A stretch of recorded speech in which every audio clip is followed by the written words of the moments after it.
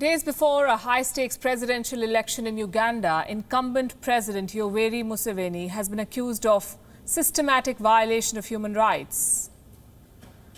His chief opponent is singer-turned-politician Bobi Wine, who has filed a report talking about the graphic details of some of these incidents. The International Criminal Court has been asked to investigate these alleged violations. What is the current political climate in Uganda? Our next report has the details. As a matter of fact, I would really, now I'm being arrested. As you can see, I'm being arrested. This is a presidential candidate. This is Bobi Wine, Uganda's opposition leader, violently dragged out of his vehicle by the police. He wore a helmet and a bulletproof vest, saying he expected to be attacked at any time. He has asked the International Criminal Court to investigate incumbent President Yoweri Museveni. What for? Trying to crush the opposition, with every trick in the book. Tear gas, midnight arrests, threats and intimidation. Ugandans say they're accustomed to heavy-handedness. But even by their standards, the crackdown ahead of the election has been described as extreme. Journalists face attacks, lawyers face jail terms, election officials face persecution. The president's desperate attempts to stay in power have shocked Uganda's allies, even the United States of America.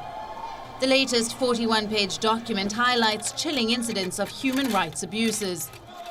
In November 2020, at least 54 people were killed in Kampala as security forces put down a riot provoked by the arrest of Bobi Wine. His campaign was accused of violating COVID regulations. The government reportedly issued shoot-to-kill orders against protesters. There are graphic details of activists being tortured using hot metal plates and venom. In one case, a detainee was allegedly forced to watch as an activist's eyes were gouged out. 76-year-old Yoweri Museveni is determined to hold on to power, so much so that in 2017 he pushed the age limit for the president. He has been ruling the country for 35 years and he has no plans of stepping down. One report says Uganda's poverty has fallen from 60% to 20% during Museveni's time in power. But the World Bank says that for every 700,000 people who reach working age in 1 year, there are only 75,000 jobs. No wonder jobs are the biggest election issue. 2/3 of registered voters are 30 years of age. Uganda is a young country being led by an old leader. Musician-turned-politician Bobi Wine was a toddler when Museveni first became president.